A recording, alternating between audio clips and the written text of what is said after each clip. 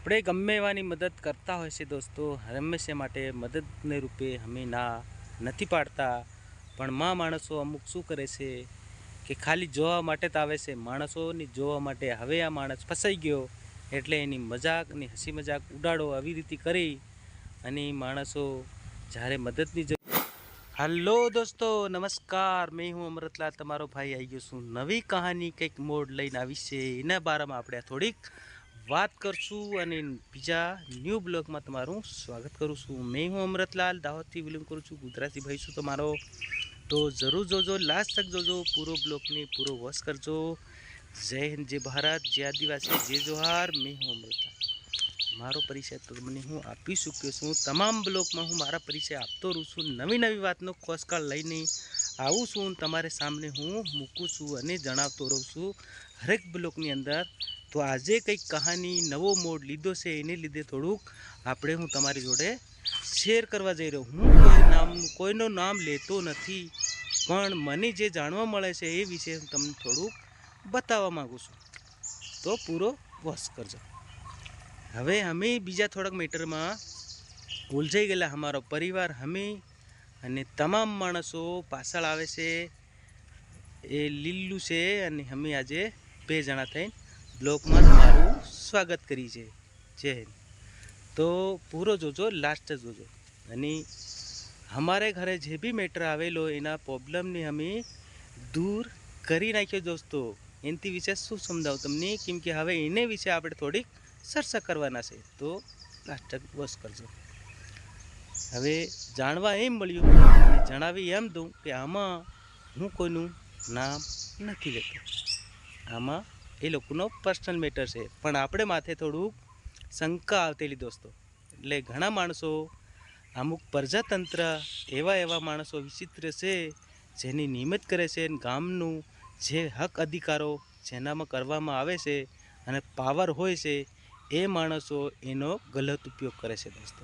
કેમ કે એમાં જે બી માણસના હાથમાં પાવર હોય છે એનો ગલત ઉપયોગ કરતા હોય છે. અમુક ગરીબી અને અમીર માણસની જોતા હોય છે.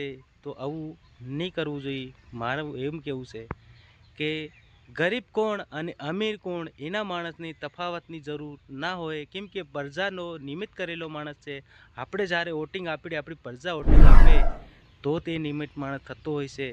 અને આવી રીતે માણસની જ્યારે એની માથે જવાબદારી આવે, કંઈ પ્રોબ્લેમ આવે, ત્યારે જ આપણને જે માણસની પૂછતા હોય છે માણસ, તો તારે એ માણસ ફોન ના ઉઠાવે અને કંઈક ફસાઈ ગયા હોય, કંઈ બી કાંડમાં આજ કે માણસની ભૂલની પાત્ર છે દોસ્તો. કેમ કે માણસથી કંઈ બી થઈ ચૂકે છે અને ના બી થવી જોઈએ. પણ હવે ઘટના ઘટી જાય એટલે શું કરે, એનો કંઈક તો રસ્તો ખોલવો પડે ને દોસ્તો.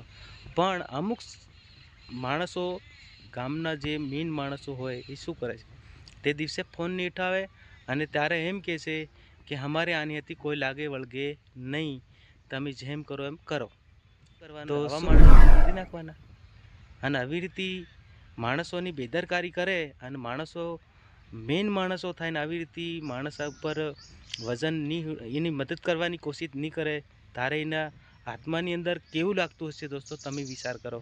કેમ કે આ હું હદ થઈ ગયો, મારા પગ નીચેથી જમીન જતી રહીને એવું લાગ્યું સાંભળી, એટલે હું તમને શેર કરું છું. કેમ કે આ આવી ઘટના ઘટી જાય, પણ ત્યારે કોક તો એને ગરીબને અમીર ના જોવાય, એની મદદ કરવી જોઈએ. હંમેશના માટે હું કઈ બી રીતે તમને બ્લોગમાં કહેતો થાઉં છે, કોઈ બી આમાં ઊંચ નીચ ભેદભાવ, આ બધું માનવતાને ધર્મે કહેવું પડે છે અને બસાવવું પડે. એનો પૂરો ભરોસો અને વિશ્વાસ એને આલવો જોઈએ અને પૂરું મદદગાર એને થવાની જરૂર છે. એને કેમ કે એને પ્રજાતંત્ર છે, એને આખા ગામની જવાબદારી હોય છે એને માથે. તો એને હક અધિકાર બને છે કે એની મદદ કરવી જોઈએ. તેની જગ્યાએ એ માણસો ના પાડ દે એટલે પહેલાં કેટલું ખોટું લાગે, વિચાર કરો દોસ્તો. આ બહુ વિચિત્ર વાત કહેવાય. કેમ કે મારા મનની અંદર એવું લાગ્યું કે મારા જે યુટ્યુબ પર ચેનલ ઉપર જે બી મારા ફોલોવરો છે, મારા જે ફેમિલી છે, એની મારે બતાવવાની જરૂર પડી છે. એટલે મારે બતાવું છું, શેર કરું છું અને ફેસબુકમાં બી હું જણાવવા માગું છું. તો લાસ્ટ તક જોજો. આપણે ગમે એવાની મદદ કરતા હોય છે દોસ્તો, હંમેશા માટે મદદને રૂપે અમે ના નથી પાડતા. પણ માણસો અમુક શું કરે છે કે ખાલી જોવા માટે જ આવે છે, માણસોની જોવા માટે. હવે આ માણસ ફસાઈ ગયો એટલે એની મજાક અને હસી મજાક ઉડાડો આવી રીતે કરી અને માણસો જ્યારે મદદની જરૂર પડે ત્યારે એ માણસો હા એમ કહીને સમજ્યા ને. કેમ કે પોતાના પગ ઉપર કોવાડી એ જ મારતા હોય છે, આપણે નહીં. કેમ કે જ્યારે એમનું થાય ત્યારે શું કરે છે, એ આપણને નથી બોલાવતા. અને જ્યારે આપણી જરૂર પડે પછી આપણે શું કરવા બોલાવવાનું? આપણને ના ફાવતું હોય, અધિકાર કાયદા કાનૂન આપણે ના જાણતા હોય તો આપણે એની જરૂર પડે આપણે તો બી મન ઉપર લઈ લઈએ છીએ અને કહી દઈએ છીએ કે ભાઈ તમે આવો અને સાથે આવો અને સાથે રહો. આપણું મન એવું એટલું બધું મોટું છે અને આપણે સમજીએ છીએ હરેક રીત રિવાજ અને કામની પરંપરા અને જે બી કાયદા કાનૂનની વચ્ચે રહીને આપણે જે બી કામ કરતા હોય છે. માણસો અમુક રીહી મરતા માણસો આવી રીતે ઘણા બધા, હું મારી વાત નથી કરતો, ઘણા બધી જગ્યાએ આવી રીતે વિના ભણી રહી છે. અમુક જમીનના ઝઘડા હોય છે, કુટુંબ પરિવારના ઝઘડા હોય છે, એ ગાંઠ બાંધી માણસને હેરાન કરવાનું કામ કરતા હોય છે, એની હસી મજાક બી ઉડાડતા હોય છે દોસ્તો.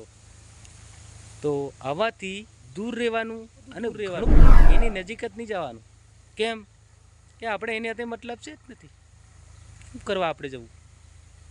એટલે જ્યારે મદદ નહીં આવે તો વાંધો નહીં, આપણે મદદ કરી નાખવાની, પણ એની ખબર પડે પાછળથી કે ના અને ભાઈ મારી માટે કર્યું, એ અંદરથી જ લાગે ને એને. તો એવા માણસથી પरहेજ જરૂર રહેવાની જરૂર છે. કેમ કે આપણે એની હાથે કોઈ વ્યવહાર રાખવાનો જ નહીં. હું અહીંથી મારી વાણીની વિરામ આપું છું. જય હિન્દ, જય ભારત, જય આદિવાસી. આ બ્લોગ તમને કેવો લાગ્યો? લાઇક, શેર, કમેન્ટ જરૂર કરજો. નમસ્કાર.